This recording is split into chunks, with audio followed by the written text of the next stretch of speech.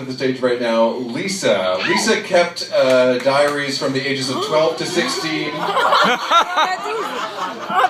And she is going to read the first journal entry from each of her journals from those ages 12 to 16. Please welcome to our stage, Lisa.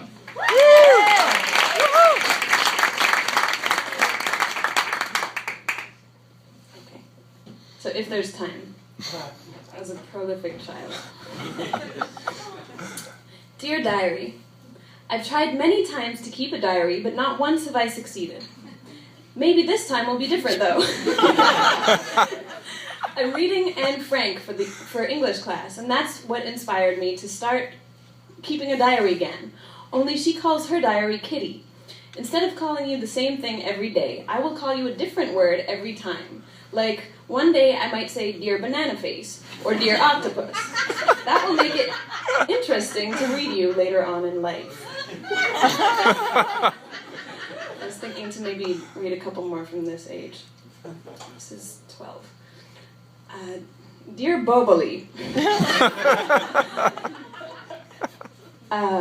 Here's a few things about me. My favorite colors to wear are purple, white, and black, but my favorite color just like that is baby blue. I like eating steak, lobster, and Chinese food.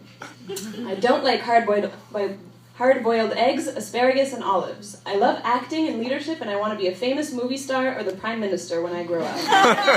But I'd rather be a movie star. I like people, camps, and movies. I dislike Noah. My favorite expression is "don't hang noodles from my ears" and "Excelsior." My best friend is Sarah, but she moved to Toronto a year and a half ago. I wish she were here. My best friend in Riverdale is Ilya. It used to be Jane, but now I hate her.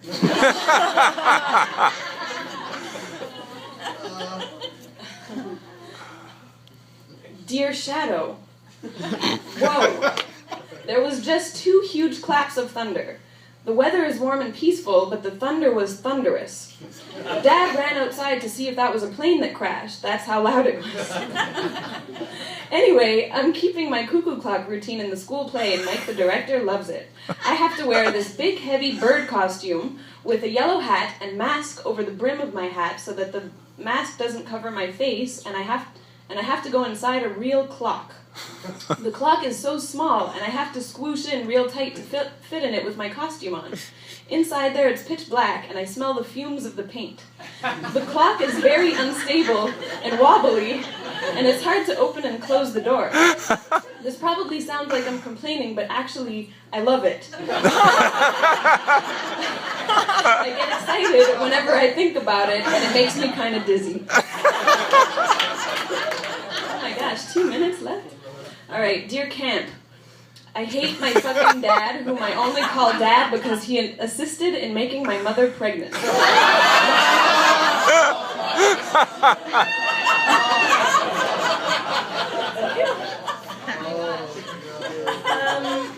have from 13 or 16. 16.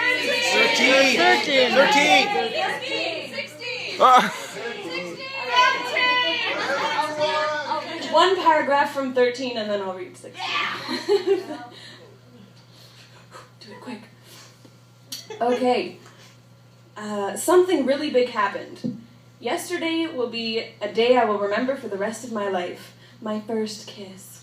I feel kind of paranoid writing in a diary without a lock, especially with my mom in the same room as me. So if you're reading this and you aren't me, please stop now because I'm going into detail.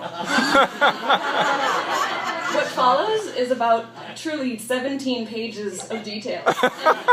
This guy, I knew him for a full day, one day in my entire life. So here's maybe one paragraph from that event. It's not the details of the kiss, but the funny thing is he was so perfect looking, but none of that would have been worth anything if his personality was off. But lo and behold, there is such a thing as a perfect guy inside and out. Well, almost. He's into drugs and alcohol.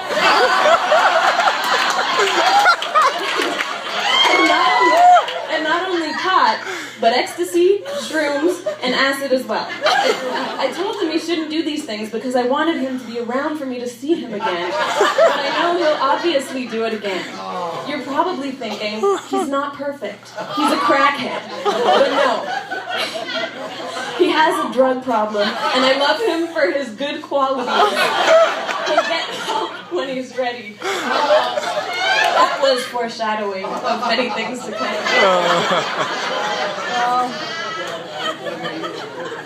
16. This was after involving myself in... I won't... Okay. Is there one objective reality that can be considered absolute or irrefutable? If so, can it be known? If it exists and it is known by no one, is it reality? In what form does it manifest? If reality is purely subjective, is it existing only in the minds of humans and animals, there is no reality, for the mind is liable to misinterpret and play tricks. The mind is conditioned and internal. The mind eventually expires. Does reality expire? Is there a sort of internal personal reality that comes about at birth and slinks away with the last breath, known as perception?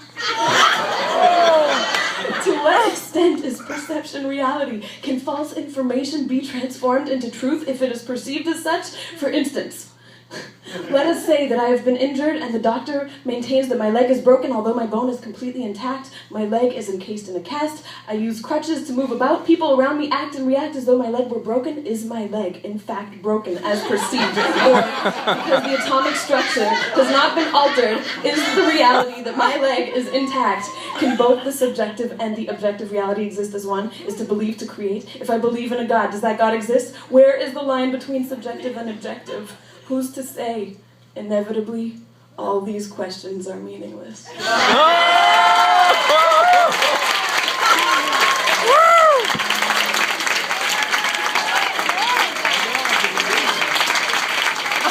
more time for Lisa, ladies and gentlemen.